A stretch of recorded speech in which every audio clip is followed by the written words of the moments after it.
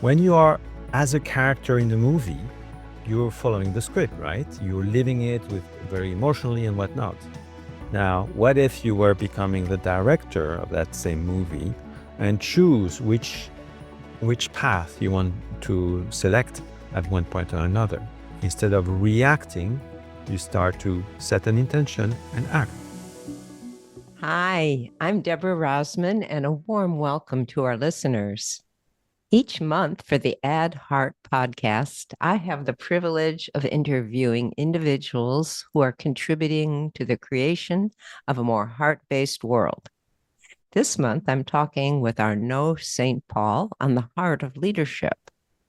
Arnaud's vision is to open billions of hearts and help them find harmony inside and out. He's the founder of the Heartful Method.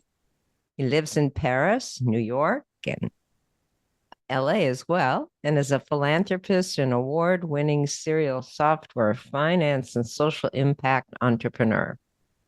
What interested me most in talking with Arnaud is saying he started his quest to live through his heart at age 13. And throughout his career, he's directly helped hundreds of individuals and inspired more than 50 million people internationally to connect to their heart. Welcome, Arnaud. Thank you so much, Deborah, for having me. It's a blessing. Arnaud, tell us what inspired you at the age of 13 to live through the heart? What did that mean to you? I mean, I could say, yes, it was easy and etc. No, not necessarily. It was necessarily a conscious choice. I guess at the time, reality was offering me a series of truths, and somehow it felt that what I felt inside of me felt more important than what was being offered to my world by my world. Mm, And so it was the start of a long journey because, it has been already 4 decades and counting. And at that time, not only was I pushed to figure out who am I, because, okay, I get these truths, but what does that mean? And where does that go? And what it means to be human, and so on and so forth. But for some reason, I was pushed to the way I was understanding that quest was who am I? How can I live my heart with my heart and through my heart instead of the mind, which I yeah. found very unreliable. And that's how it started. And lots of left turns and right turns and trying to figure Yeah. out the path, right?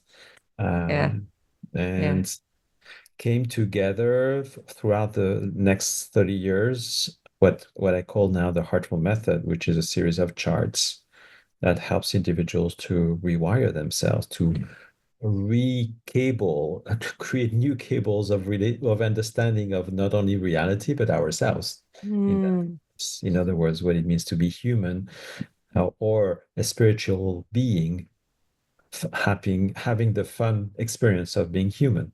That's another, like Pierre Teilhard de Chardin. So that's the journey on which I am now. And as you mentioned, it's in the end, the experience I have is more harmony, more coherence, more cohesion, more resonance.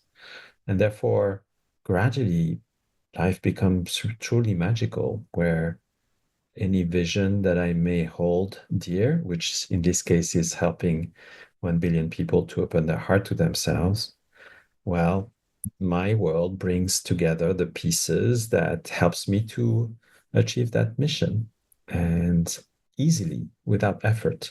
hey. But obviously, it took quite a while to get there. I'm not saying it happened. Yes, yes. So, but you said along the way you've already inspired more than 50 million people internationally. What's the number of 50 million? What did you do to help 50 million people connect to their heart? Well, it was at the time of social media at the beginning, right? At the Uh-huh. time, with Facebook algorithms and whatnot, etc. At that time, and I think if I remember correctly, it was at that time that I connected with HeartMath as well. We created inspiring messages that would help individuals to really shift their vibration a bit higher, helping them to connect to their essence, So these, positive memes, I guess, and we created thousands and thousands of them, and some of them were being shared millions of times, and therefore, gradually it becomes a big number of views and of engagement, and therefore we got, huge amount of testimonials showing how it was impacting their lives. So Beautiful. that's how I started that journey. We hear the term, and we use it at HeartMath too in our training programs and organizations, the heart of leadership. Mhm. Because, we know leaders who have heart inspire people, and they inspire a lot of people, and they also improve outcomes. But why do you think more executives who, like you work with many executives, leaders, um, don't embrace the values of the heart, even though they conceptually know leaders who have heart are inspiring and get more results? What do you see as the disconnect? The only disconnect we can observe is the one we still believe we have within ourselves. Now, there is always a disconnect from a language perspective, where some people will see from a mind perspective that, if we're talking about heart and all the soft skills, then it means that it's not that important. That's one way of looking at things.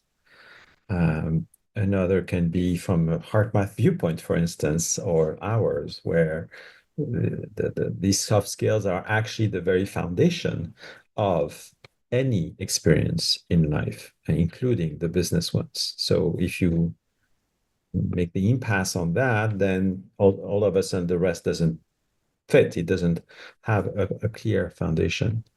So the disconnect is first and foremost one of prioritization, what is essential in a business setting. And I believe the premise we do have is that any business experience happens on a human one first and foremost, right?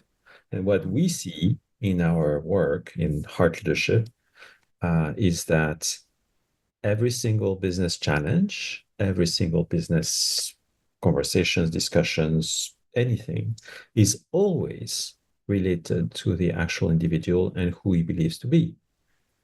So the moment we are able to release whichever trauma that has created that challenge, it goes away.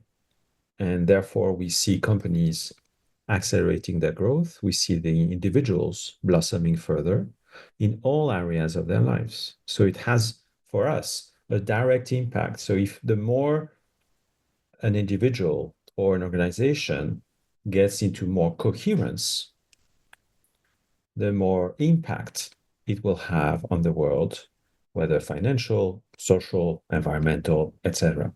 It's mathematic. It's not a Mhm. soft skill at all. On the very contrary, it's actually an essential skill, I would say, if Right. you can call it a skill, which is another conversation. What do you mean by the heart economy? Oh, so about a year ago, I was inspired to. So we have the Heart Leadership Institute called Tapuat. That's where we work with companies. But also, I was looking for a space where heart leaders can practice together. And that's how the heart economy was born in New York last year, Mm. where I created a community where individual leaders of companies or otherwise can be part of the membership and there practice an ongoing way, sorry, heart leadership so that they continue evolving across time and not just learn something and then forget about it, right? Right, right. You know very well it's the same case at heart math is you get the device, but then you have to do something about it, right? So that's the same principle here, and the individuals then can not only we have seen started to see ripple effects that whenever they start practicing then they start to teach it to other people, which is amazing. and then they bring that in their companies, and then we start working with the overall organization. Yeah, you've talked about when we practice heart leadership, we're positively impacting the outcome and the bottom line of the business. What are Yes. some examples of when people, like the executives you work with, start to practice and their changes to their, of course, change relationships and how they conduct business, but what are some examples where it practically Yeah. improves the outcome of the business? So let me rewind a little bit first. The premise on which partnership is based is that this world is one of vibration. Everything is vibration. Right. And that has a very direct impact because that also means that everything is a reflection of everything. It's a holographic universe. And uh, what that implies is, and that's what I was saying earlier, is that any challenge that I meet is always a reflection of what I believe to be related to myself.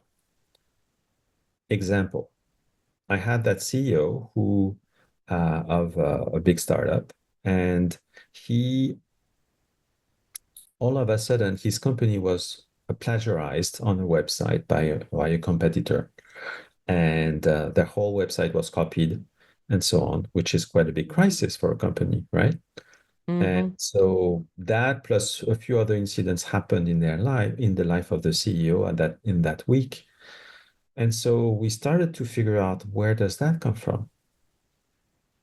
Because it's a pattern that is showing in this case.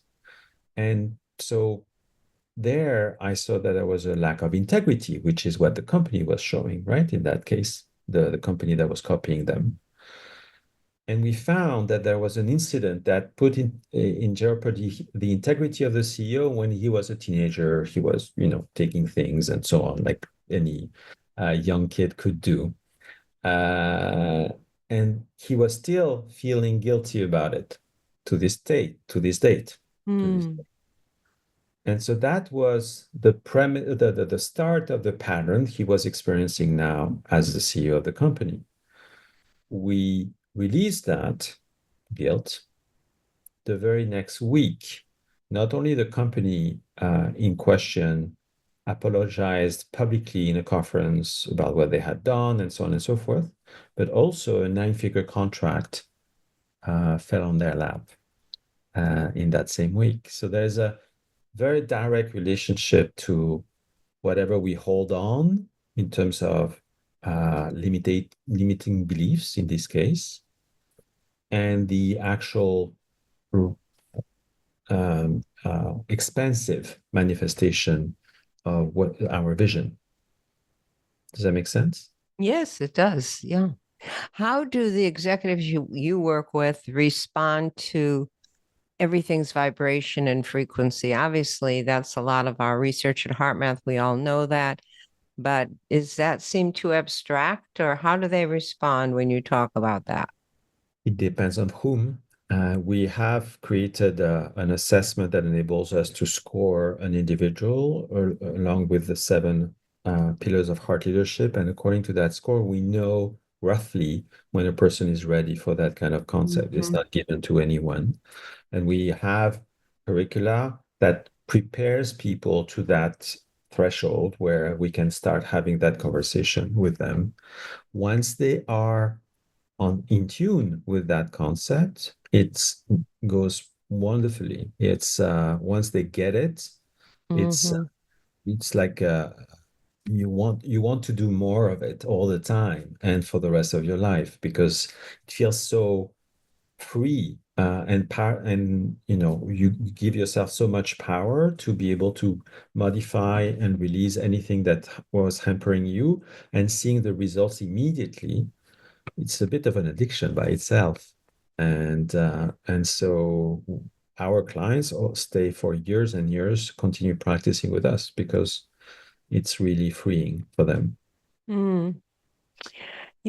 Like you're saying, we are all leaders of our own self, or Yes. consciously or unconsciously, and we need to become more conscious leaders. What are some things that our listeners can do to help them become heart leaders in their personal day-to-day life, business? So the first thing we can, actually, I was talking about it this at lunch today. Um, the first step is to realize, to the best of our ability, in our experience, I'm not talking about as a concept, but as something that is being lived, that every single moment is an opportunity to see our own reflection in one or another. So Mr. So and so is going to show me this facet. Mrs. So and so is going to show me that other facet of me, right?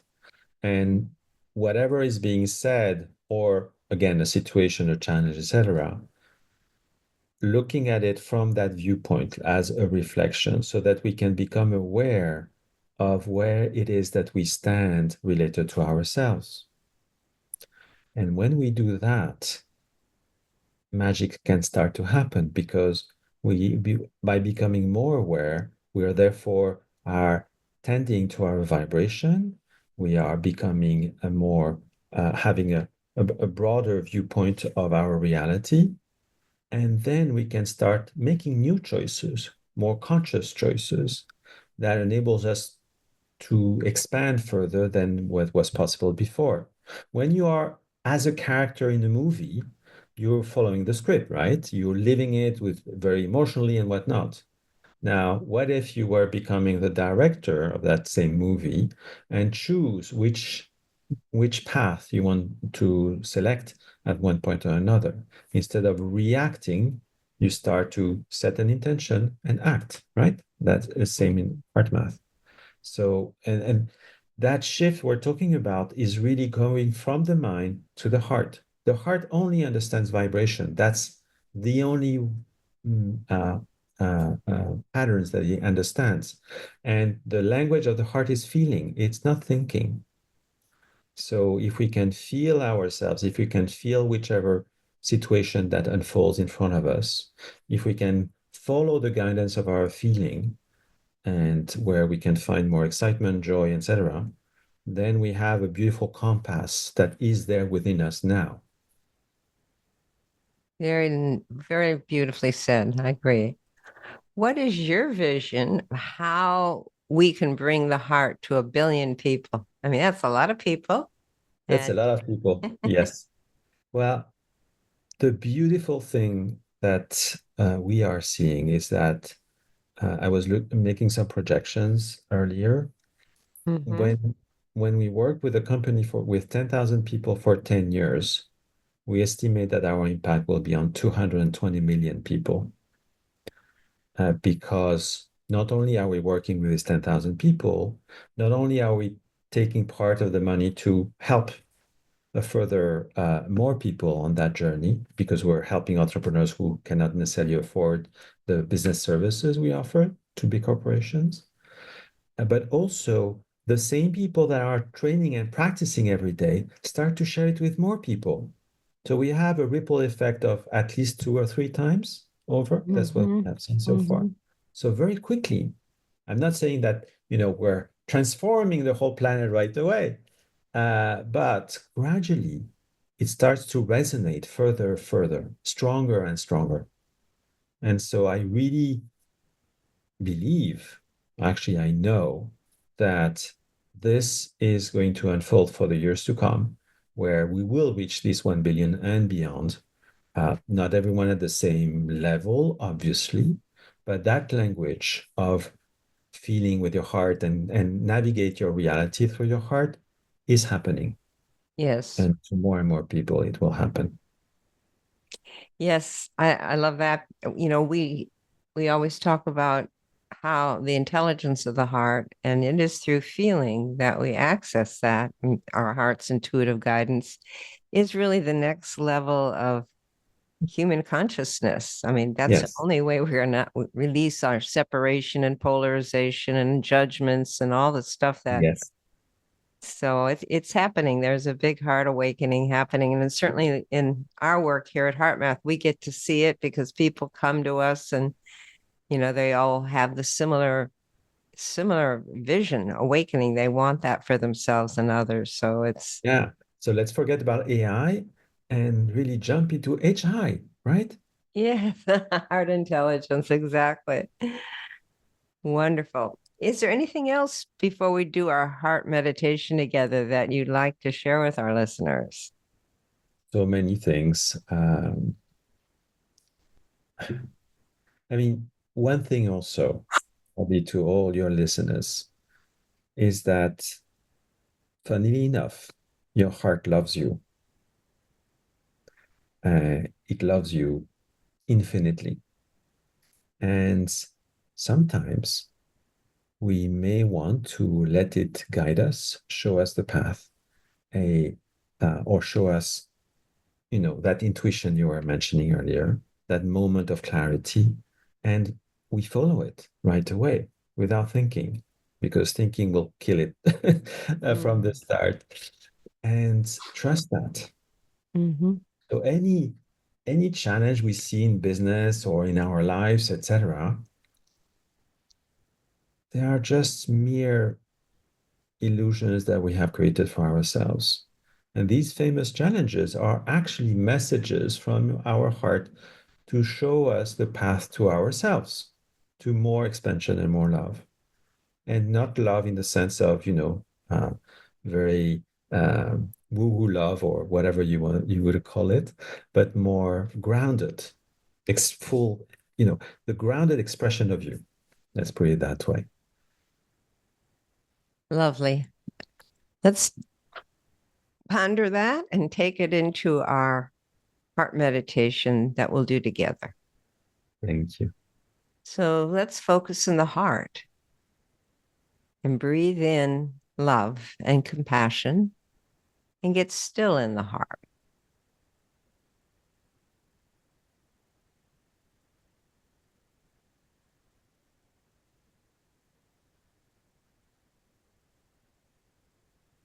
And as you breathe out, radiate love and compassion into your mental, emotional, and physical systems. Breathe in love and compassion and radiate that as you breathe out into your mental, emotional, and physical systems.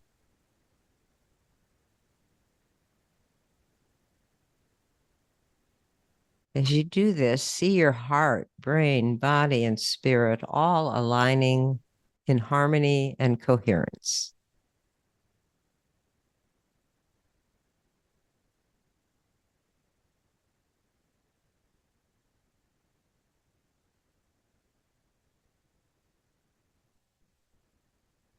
Doing this creates an energetic conduit for your heart's intuitive guidance and intelligence and love to move through your day to day interactions.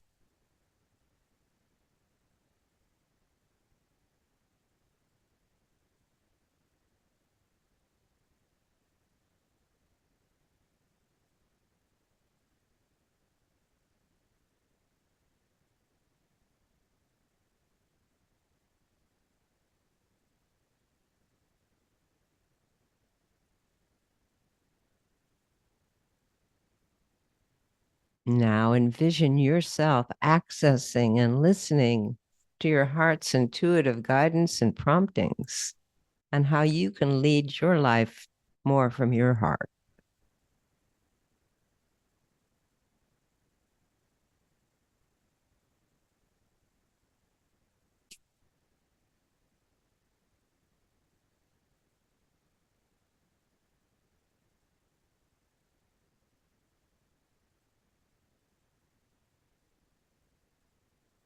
Sometimes it's as simple as just consciously practicing more heart qualities like more kindness, more patience, more allowance,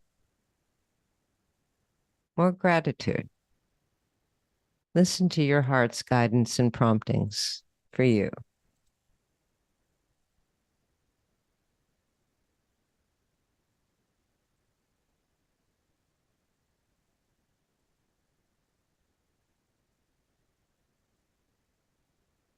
Now make a commitment to follow through on whatever your heart's guidance is suggesting.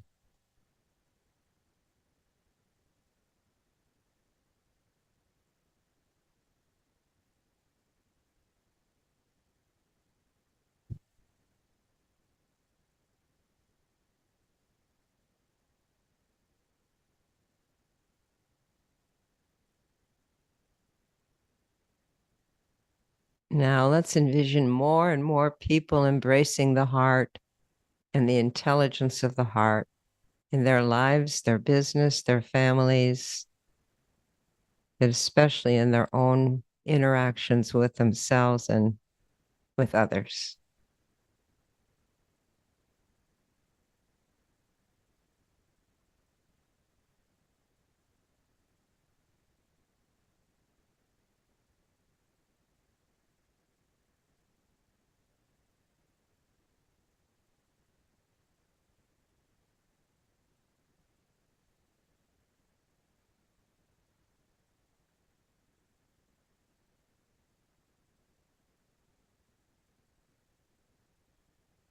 And let's close by radiating and co-creating a reservoir of kind and compassionate heart energy that each of us can tap into over the next month when we need a lift in vibration, a lift in spirit, or more clarity or support from our heart's guidance.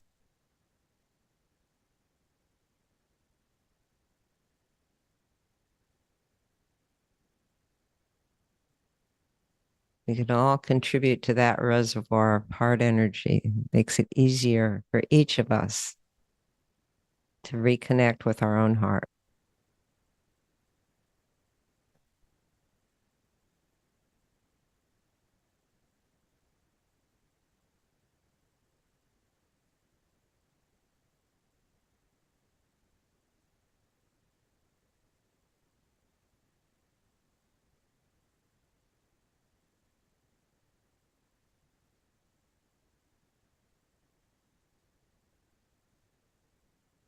And let's pause to radiate a moment of our collective love and compassion to all the people on the planet who are suffering from wars, famine, traumas, disasters. Just send some extra heart energy to help lift the vibration.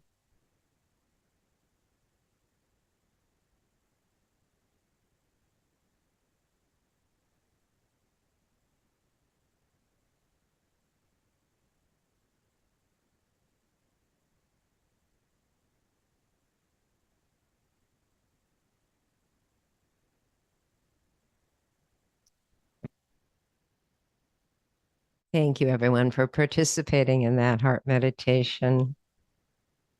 Arnaud, is there any last words you'd like to share with our listeners? I'd love to. I mean, as you mentioned throughout your literature, our all, all of us, our lives are all about helping us to discover how we can love ourselves further.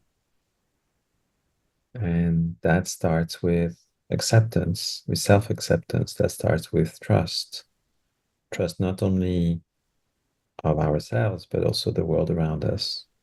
In other words, living in a world of pronoia, which is a word from the English dictionary, which you may not be familiar with, which means a world that is here to support us, to nurture us. It's the antonym of paranoia. So I guess the invitation is, with that beautiful heart of ours, let's release any resistance, surrender to acceptance and trust, and therefore discover every moment as a beautiful opportunity to meet yourself. Whether it's in a business or personal context, it's the same thing. And by doing so, we start living more wholly, at peace with ourselves, with joy, but with a sense of unity in our own presence. I believe that's the best program ever, right? Right, right. Well, thank you so much, Arnaud. It's just been such a pleasure and deep to have this conversation. And I want to remind our listeners that you can watch the interactive online video course for free called the HeartMath Experience, available on HeartMath websites. It has 5 techniques to help you connect more with your heart's intelligence. And if you haven't done so already, check out the HeartMath app with a camera sensor that can really measure your coherence at the App Store or the Google Play stores. And the third Tuesday of every month, we publish a new Ad Heart podcast episode. So be sure you subscribe and don't miss our next guest and topic. Take care and see you next month. Thank you for listening to the Ad Heart podcast. Be sure to subscribe so you can catch the latest episodes. If you're wanting even more heart-inspired content, find us on Facebook, Instagram, YouTube, and LinkedIn. Look for HeartMath and also the HeartMath Institute. Both organizations are committed to helping activate the heart of humanity.